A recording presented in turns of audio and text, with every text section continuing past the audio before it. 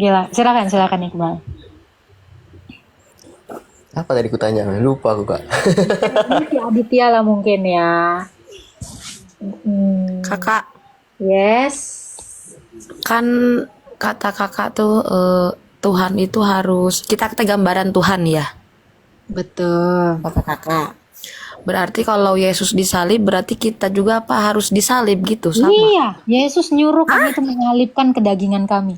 Betul, Yesus itu menyuruh kami menyalibkan kedagingan kami. Dengan cara apa? Tidak berbuat dosa melalui tangan kami. Disalib itu kan artinya dipaku.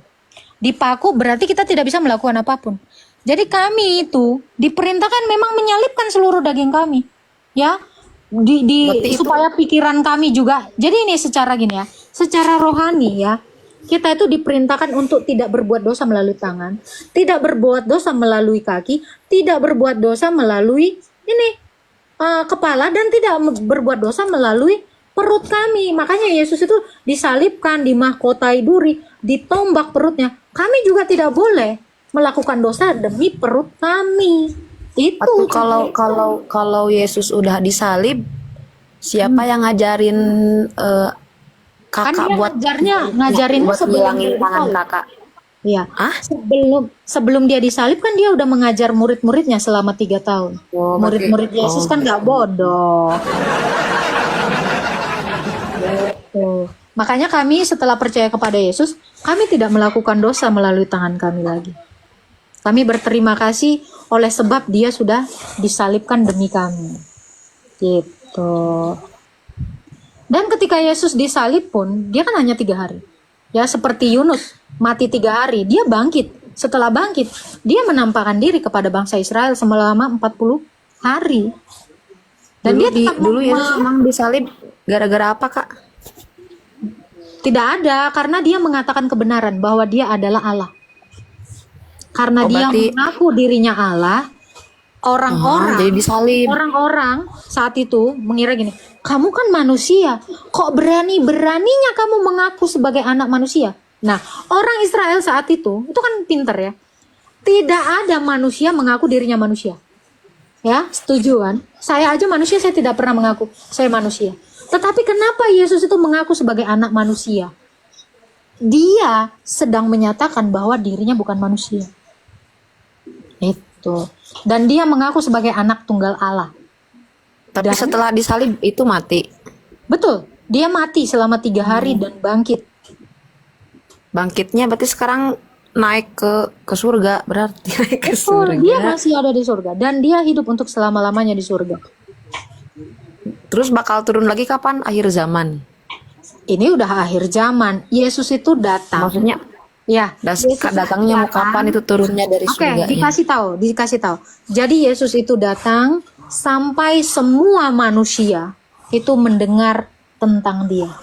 Makanya ini belum semuanya. Makanya kenapa orang Kristen itu selalu memberitakan Injil kemana-mana, supaya banyak orang yang diselamatkan. Karena Yesus itu mau semua dunia ini diselamatkan. Karena dia sudah membuktikan bahwa dia mati dan bangkit. Kamu juga akan saya bangkitkan ketika kamu mati. Karena Tuhan Yesus itu mengasihi seluruh ciptaannya ini.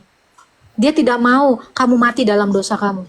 Makanya kenapa orang Kristen punya tanggung jawab itu sebagai rasa terima kasih kami kepada Yesus, bahwa kami tidak menerima keselamatan itu hanya untuk kami, tapi kami juga memberitakan kepada banyak orang ke seluruh dunia. Gitu. Makanya banyak misionaris kemana-mana memberitakan tentang Yesus yang adalah Tuhan dan Juru Selamat kami. Gitu kak. Kan kami juga pengen kakak dibangkitkan sama seperti kami nanti akan dibangkitkan. Kami juga pengen Bang Iqbal juga dibangkitkan, diselamatkan. Karena di bawah kolong langit ini nggak ada yang bisa membuktikan dia membangkitkan orang mati kecuali Tuhan Yesus itu sendiri. Kami mengasihi kalian semua. Makanya kenapa saya melalui TikTok inilah yang saya bilang saya berterima kasih sekali adanya sosial media. Saya tidak perlu jalan-jalan ke lapangan untuk memberitakan firman Tuhan, tetapi melalui sosial media ini setidaknya 2.400 orang ini mendengar tentang Yesus yang adalah sebenar-benarnya Tuhan dan Juru Selamat. Gitu Kak Arditya. Jadi ketika semua orang sudah mendengar ini, dia akan datang Dan dia akan dengan sangat senang sekali menyelamatkan kita semua. Nanti Kak Arditya mungkin punya nenek, punya kakek, ngasih tahu juga. Kita sama-sama selamat. Kan indah. Gitu. Silakan Bang Iqbal, mungkin ada yang mau ditanya. Arditya silakan.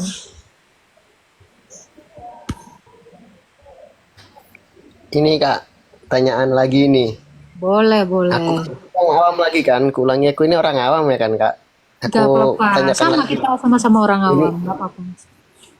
Ini kan yang sepengetahuanku, sebatas pengetahuanku kan. eh Dalam apa ya?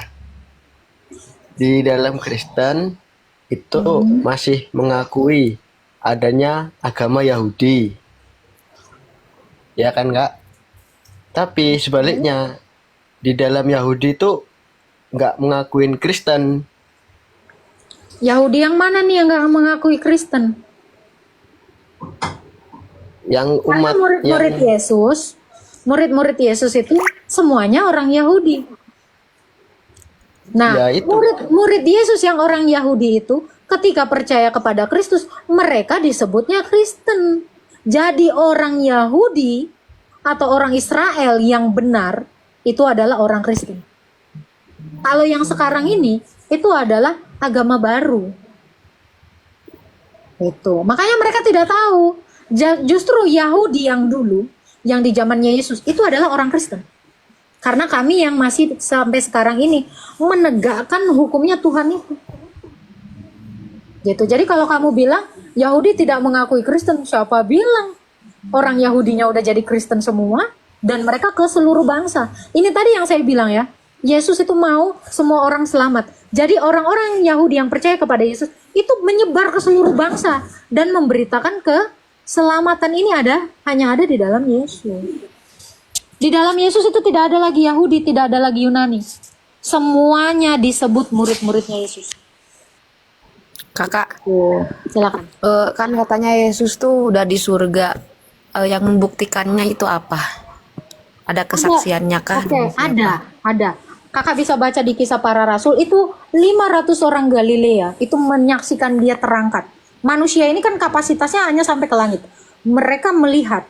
Bayangin ini ya, orang-orang Galilea melihat itu dan murid-muridnya sendiri melihat itu. Ada satu orang bernama Stefanus yang dia penuh dengan Roh Allah. Dia melihat Yesus itu benar-benar ke surga. Duduk di sebelah kanan Sang Bapa. Jadi terlalu banyak kesaksian. Bukan hanya satu orang, bukan hanya mimpi, bukan hanya dongeng, gitu ya. Jadi ini nggak mimpi gitu loh. Ini benar-benar real dengan beratus-ratus pasang mata orang melihat ini. Stefanus berarti tahu Muridnya itu Yesus. ke surga. Berarti Stefanus Tuhan atau kalau tahu Yesus Kan udah tadi udah saya ke bilang surga. dia dipenuhi Roh Allah sehingga dia itu dimampukan untuk melihat Yesus itu berada di surga gitu. Jangankan itu, bayangkan ya, Rasul Yohanes saja bisa tahu bagaimana iblis itu dilemparkan ke dunia. Itu kitab Wahyu ya. Jadi Yohanes bahkan tahu bagaimana iblis itu memberontak.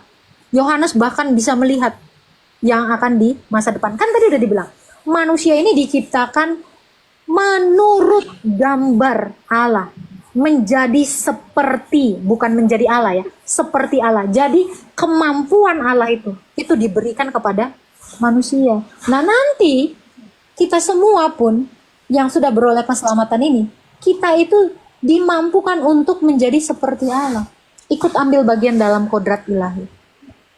Itu janjinya Yesus. Karena dia Allah menjadi seperti manusia dan kita manusia menjadi seperti Allah. Itulah yang namanya sorga. Menyatunya Allah dengan manusia. Itu poin terakhir dari hidup kita ini semua. Seperti itu Kak Arditya.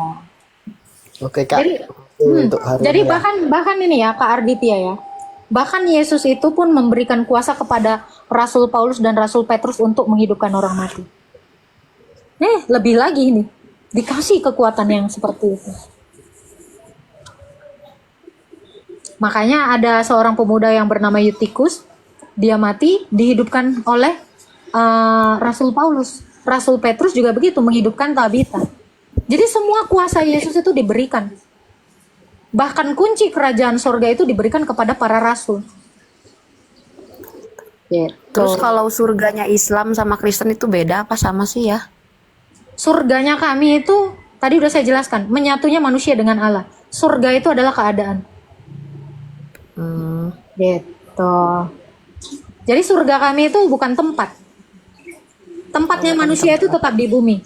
Tetapi di bumi yang bukan seperti sekarang ini yang ada dosa, ada kematian, ada iblis. Bumi yang baru dan langit yang baru, ya, di mana dosa, iblis dan maut ini sudah dikalahkan Yesus. Dan kita akan ditempatkan di bumi ini yang sama, dan kita ini terhubung dengan Allah. Sama seperti Adam dan Hawa sebelum jatuh ke dalam dosa. Seperti itu. Jadi kenapa kami bisa memberitahukan seperti ini? Karena Tuhan itu sendiri langsung yang memberitahukannya. Gitu. Jadi tidak ada mimpi-mimpi. Langsung Yesus mengatakan ini. Dan membuktikannya. Contoh Lazarus yang sudah mati 4 hari dibangkitkan oleh Yesus. Lazarus ini dibawa ke Firdaus. Dan dia tahu alam kubur itu seperti apa. Lalu kan bangkit nih Lazarus setelah 4 hari. Lazarus menceritakan itu. Yesus pun gitu. Mati dia masuk ke dunia orang mati. Dan bangkit lagi ke dunia. Dia memberitahu. Seperti inilah dunia orang mati itu. Nah ini, jadi kesaksian Yesus dan Lazarus ini menjadi dasar adanya kebangkitan, adanya keselamatan setelah mati. Bahkan adanya siksaan di dalam kuburan pun, ini karena dari Lazarus dan orang kaya itu yang mati. Dia melihat ada orang kaya yang mati disiksa ketika dia mati. Saya lebih percaya ini, kenapa? Karena mereka sudah mengalami kematian, lalu bangkit. Kami orang Kristen ini bukan iman bisikan-bisikan, bukan iman mimpi-mimpi, tapi benar-benar kejadian. Dan itu diberitakan. Gitu. Terus kalau orang Kristen tuh ke neraka dulu buat dihisab apa enggak sih? Enggak ada. Penghisabannya gimana? Lazarus, Berarti nggak ada hisaban. Lazarus itu tidak pernah dijatuhkan ke neraka. Dia langsung dituntun oleh malaikat. Kita manusia, kita yang sebagai manusia itu suatu saat di kelak di akhirat tuh dihisab enggak? Misal kita penjina atau penjudi gitu. Ya. Di agama ada yang bersama-sama dengan Lazarus mati dan tidak dibangkitkan ya. Dia adalah seorang kaya yang suka berbaju ungu. Dia ini ketika mati, ini orang kaya ini tidak percaya kepada Yesus ya. Dia ini dibawa oleh iblis dan malaikat-malaikatnya ke berandanya neraka atau Tartarus. Di sana dia disiksa siang dan malam. Itu yang dilihat Lazarus ketika dia di Firdaus bersama Bapak Abraham. Jadi Lazarus ini sudah bertemu dengan Bapak Abraham. Dan dia memberikan kesaksiannya ketika dia sudah dibangkitkan. Ada orang-orang yang tidak ikut kepada Yesus, yang tidak mengikuti Yesus, mereka disiksa siang dan malam. Bahkan ya, orang yang jahat ini yang tidak percaya kepada Yesus ini, bahkan dia minta tolong kepada Lazarus. Lazarus, aku kehausan. Tolong cucukkanlah jarimu ke air supaya ditaruhkan ke lidahku karena aku sangat menderita dan kehausan. Itu. Seperti itulah berarti orang-orang yang dipuas-puasin aja. Berarti harus dipuas-puasin dulu gitu hal-hal yang berbau-bau haram gitu ya. Dipuas-puasin. Nanti juga bakal diampuni ini gitu ya tanpa dipuas-puasin. Bukan masalah dosa besar, dosa kecil ya. Siapa saja yang tidak ikut Yesus semuanya di neraka. Siapa yang ikut Yesus akan diselamatkan. Itu. Jadi mau dosa mau apa itu enggak ada hubungannya. Tetapi sekali dia tidak mengikuti Yesus, mereka itu auto neraka. Disiksa siang dan malam, kekal di dalam kematian. Nggak ada ya, dikatakan ya, Lazarus sendiri bilang ini ya. Di antara kami ya, antara Lazarus yang udah masuk Firdaus dan orang kaya itu terbentang jurang yang tak terseberangi. Jadi Lazarus yang di atas itu tidak bisa menyeberang ke bawah, dan yang sudah di neraka itu tidak akan pernah bisa ke sorga. Jadi mustahil ada ajaran yang mengatakan dicuci di neraka baru nanti dimasukkan ke sorga. Itu nggak ada. Karena Lazarus yang sudah mengalami kematian tidak pernah bersaksi demikian. Yesus pun tidak. Sekali orang sudah di neraka, dia kekal di neraka. Sekali dia di Firdaus, dia akan kekal di sorga. Itu kesaksian Lazarus kan Yesus. Kesaksian Lazarus itu dituliskan di mana Kak ya? Sabar, ini ada di dalam Lukas ya. Lazarus ini kan yang udah pernah dibangkitkan oleh Yesus setelah mati 4 hari. Ya, jadi nggak ada itu dogma nih ya. Makanya kalau kita berlogika ya, tidak ada itu dogma direndam di neraka terus diambil dari sana, nggak ada. Karena belum ada satu bukti yang keluar dari neraka dan masuk surga. Kalau memang ada yang seperti itu, mengatakan seperti itu, harus dia udah mati dulu. Baru dia keluar bangkit dan mengatakan itu. Ini baru masuk akal. Nah, Lazarus ini memberikan kesaksiannya kepada Lukas. Dan Lukas mencatat itu di dalam Lukas 16. Mulai dari ayat 19 sampai 20 sekian. Nah ini, jadi ajaran kami ini bukan ajaran mimpi, bukan ajaran katanya-katanya, bisikan siapa, enggak. Ini benar-benar terbukti dan disaksikan. Seperti itu. Silakan Iqbal, ada yang mau ditanya Iqbal? Tadi yang soal Lazarus itu dituliskan kah emang kak itu? Dinaskan di dalam Alkitab kah? Betul. Di Lukas, tadi barusan saya bilang, kesaksian Lazarus ini ditulis oleh Lukas. Kesaksian Yesus ini ditulis Lukas, Matius, Markus, Lukas, Yohanes, semua rasul. Jadi ada 2 saksi yang sudah pernah mati dan bangkit. Makanya kenapa kami orang Kristen sebegitu beruntung dan bahagianya mengenal Tuhan Yesus. Dan kami juga mau memberikan kebahagiaan ini untuk semua orang. Ini adalah kebenaran. Kami harus beritakan. Saya nggak mau hanya stuck di 2.200 orang. Saya mau seluruh dunia ini mendengar kabar sukacita ini. Bahwa hanya ada keselamatan itu di dalam Yesus. Di luar Yesus itu tidak ada yang selamat. Contohnya itu.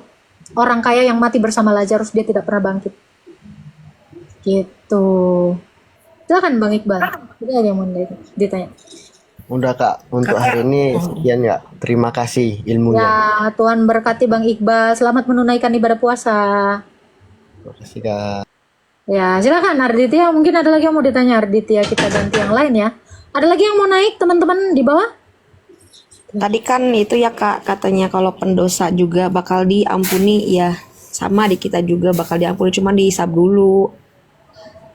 Nah ini ada nggak satu orang yang udah pernah mati terus dihisap terus bangkit terus ngasih tahu kabar ini?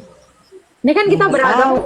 Kita juga masih di dunia. Nah itu dia. Kalau Tuhan Yesus kan udah pernah, Lazarus sudah pernah. Makanya kami tuh bukan abal-abal imannya. Gitu. Silakan. Kalau Yesus tuh beranak nggak sih Kak? Yesus itu datang itu mengambil rupa manusia untuk menjadi kurban, bukan mau kawin. Dikorbankan gitu ya? Iya.